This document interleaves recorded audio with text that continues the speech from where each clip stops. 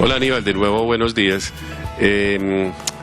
Sí, tenemos muchísimas inquietudes de personas que dicen, mire, a mí por ejemplo me puede estar pasando algo, yo veo que la gente que dice que está encerrada aprende otro idioma, baja la barriga, hace ejercicio, se dedica a un hobby, revisa los cajones y aparte de eso trabaja. Yo creo que yo debo estar haciendo algo mal, porque solamente trabajo, no me he visto una sola película, no he podido leer un libro y sin embargo me acuesto cansado. Pues yo creo que aquí algo no estoy haciendo bien. Para hablar de este tema, sin duda, nuestro psiquiatra de cabecera, el doctor Rodrigo Córdoba, es la persona indicada para contarnos exactamente cómo enfrentar esto, por qué nos sentimos cansados y esencialmente cómo mejorar nuestra cotidianidad dentro de esta incertidumbre tan macha. Doctor Córdoba, buenos días. Él es expresidente de la Asociación Colombiana de Sociedades Científicas, es expresidente de la Asociación Colombiana de Psiquiatría y es además asesor en estos temas para la toma de decisiones en este país. ¿Cómo vamos, doctor Córdoba? Doctor Carlos Francisco, buenos días, un gusto saludarlo, así sea desde la distancia, pero igualmente me da mucha alegría saludarlo, lo mismo que sus televidentes. Doctor Córdoba, ¿por qué nos sentimos tan cansados si estamos en la casa? Es de esas paradojas que nos ha enseñado esto, ¿no? Yo le he insistido y en las veces que hemos estado hablando de que todavía no sabemos exactamente qué es lo que pasa. Todos los días son días nuevos. A veces sentimos y pareciera es que no hemos logrado ponerle un orden a las cosas. Es decir, existe la vieja premisa de 8 horas de trabajo, 8 horas de actividad lúdica y 8 horas de descanso. Y particularmente, como no tenemos ese orden, no podemos planear de manera juiciosa las cosas, entonces las ejecutamos distinto. Entonces estoy seguro, ahora que lo oía, que sus 8 horas de trabajo son 16, que requieren una atención distinta a la que no estamos entrenados, entonces seguramente mucho a través del computador, mucho a través del teléfono, y eso genera una fatiga distinta porque estamos expuestos a una situación distinta. Pero además, y es lo que me parece muy importante llamar la atención, es que quieras o no, todos, incluido yo, me pongo en primera persona, nos vemos sometidos a tensiones particulares, porque esta es una situación de incertidumbre, nos despiertan temores, oímos noticias que nos angustian, y entonces esas sobrecargas adicionales pues nos traen pesos adicionales, es decir, esa angustia la vamos sintiendo en los hombros, en el estómago, en los músculos, en las emociones, entonces se suman y terminamos cansados y a veces ha pasado, estoy seguro que a todos, creemos que vamos a caer dormidos de manera inmediata, terminamos dando vueltas y pensando de la cantidad de cosas sobre las que hemos quedado atados. Entonces obviamente esto se va acumulando y se va trayendo, pero creo que es un momento en que tenemos que repensarnos, ser creativos y muy seguramente vamos a encontrar el camino y yo creo que vamos avanzando y si mantenemos juiciosamente las indicaciones vamos a salir adelante entre todos, doctor Carlos Francisco. Doctor Córdoba, yo no sé si a usted le ha pasado, pero a mí me ocurre frecuentemente. Es que recibimos tanta información de tanto sabio en un problema que nadie tiene idea. Uno mira a los Estados Unidos y uno dice, allá están envainados con el asunto. Uno mira a Francia y dice, también. Y entonces aquí aparecen unos magazos, ¿sí? que pontifican y dicen cosas y esencialmente buscan soluciones y demás. Y eso por un lado. Por otro lado, otros que salen con curvas y con no sé qué cosas que tampoco son.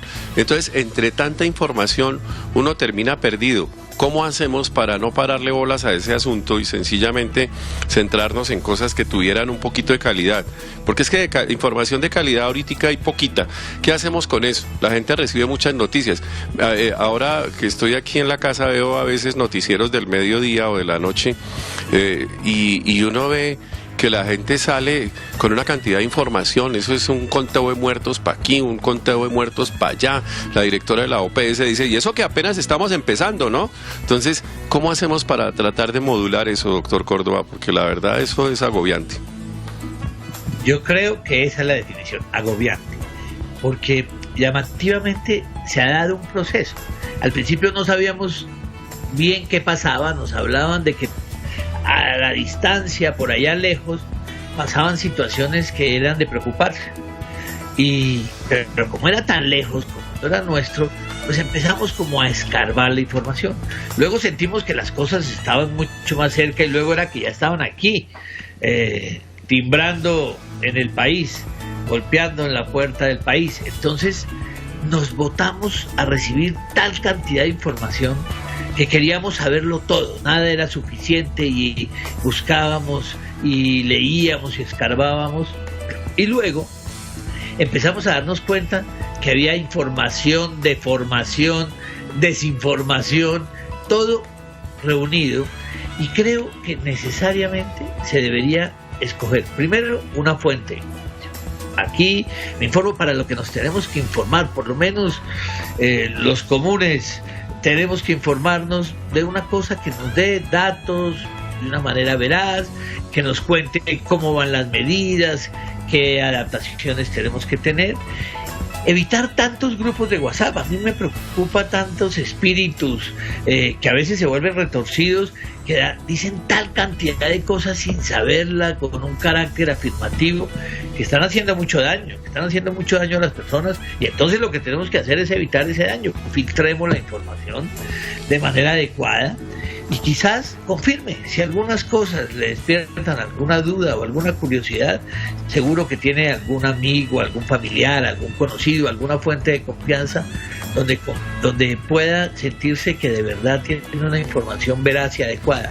Filtra eso, que eso pesa más que cualquiera de las cosas. Eso lo hemos estado viendo.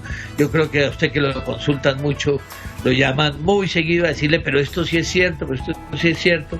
Cada día nos encontramos con una multitud de verdades nuevas que no han sido confirmadas ni en una mínima parte. Y hablando de los grupos de WhatsApp, uno amanece un día y no, entonces los adoradores del coronavirus, no sé qué, gente le pone un nombre allá y termina uno callado. Entonces, como uno no contesta, entonces es antipático. Yo la verdad amanezco pues de tanto en tanto metido en una cantidad de grupos de estos que yo ni idea. Pero hablemos ahorita de la gente que está en la calle. Pareciera que hay gente que se excede en preocupación, pero hay otra que como que le importa un pito la cosa, sí. Entonces el asunto es cómo modular esto, porque por ejemplo el gobierno salió a decir hace 2 días que no, pues que la curva está aplanada y que vamos bien. Entonces hay gente que entiende eso, no, pues salgámonos a la calle y protestemos y cacerolazos y cosas de esas, con la salvedad de que la gente tiene derecho a protestar si no le cumplen. Pero hay otra gente que le, iba a decir que le mama gallo, pero me da pena con usted, que le toma el pelo a la cuarentena. ¿Qué hacemos? Yo creo que a ellos tenemos que seguir, insistir, continuar, persistir, hablándoles de que esto es un proceso de solidaridad. Es decir, esto no es, lo han oído en muchos lados y yo no me cansaré de insistir. Esto no es solo por mí.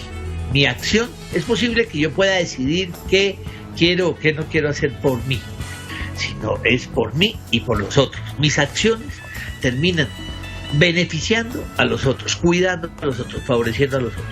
Entonces, que las cosas vayan bien, alegremos, pero eso no quiere decir que ya se acabó la película, abrieron las puertas y salimos y volvemos a la normalidad y a la calle. Esto significa que es un proceso gradual. Y voy a poner un ejemplo, doctor Carlos Francisco. Nosotros tenemos, los seres humanos, digamos que el gran cambio es generar patrones de conducta. Eso es de lo que es entendible como más saludable. Por ejemplo, ¿quién de nosotros prende un cigarrillo en un espacio cerrado? Pero eso son las conductas, los patrones a los que nos adaptamos. No falta el patán o el truán que lo hace, pero si nosotros tenemos capacidad de respetar a los otros, que es lo que nos hace seres humanos, pues no prendemos un cigarrillo en un espacio cerrado, porque eso ha sido los cambios del patrón de conducta. Entonces, si hemos avanzado, si creamos estas situaciones alentadoras que nos parecen mostrar, pero nos dicen que estamos por mitad de camino, no tiene sentido dañar la tarea solo por unos intereses. Yo entiendo las preocupaciones de algunas personas por unas necesidades básicas y seguramente habrá formas y manejos de activar, ser creativos en generar, en llamar la atención, en generar esas protestas, pero exponerse a la calle seguramente sería dañar la tarea con un solo manchón, salir de esta manera masiva, por el riesgo para él, para los otros. Ya. Aquí hay una pregunta que le envía un amigo. Dice, normalmente se tomaba un trago de vez en cuando llegaba a la casa como para relajarse. Y dice, pero en la cuarentena ya desocupado una botella, ¿será que me voy a volver alcohólico? No necesariamente. Yo creo que, y lo digo con mucho respeto por opiniones diversas, algunas personas han encontrado una manera de relajarse, de reflexionar, de conversar en familia, tomarse una copa de vino, tomarse un trago. Eso yo creo que ha sido una de las medidas auxiliares en estos momentos tan distintos a los que nos ha empujado la humanidad. Obviamente, si la botella es de todos los días, pues sí estamos convirtiendo el remedio en una situación más preocupante que la enfermedad.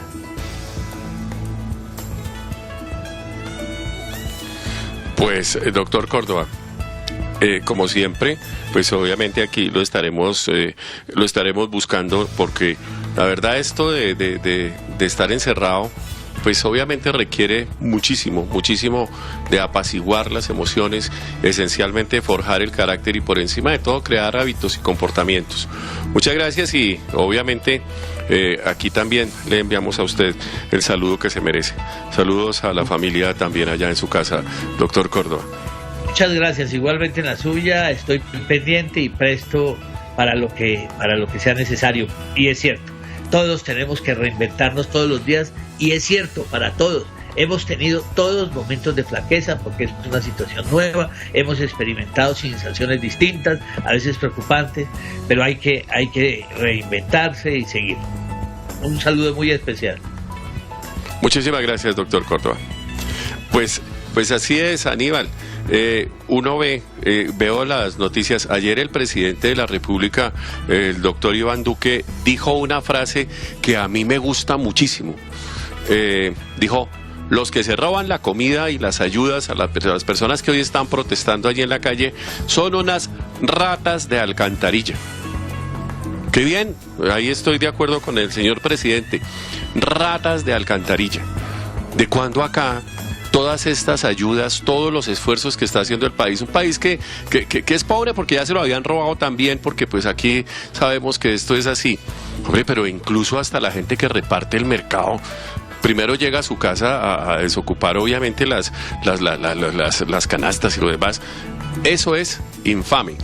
¿De cuándo acá, además de llamarlos ratas de alcantarilla, no los apresan y de verdad nos dan ejemplo justamente de autoridad frente a esto? ¿De cuándo acá? ¿De cuándo acá?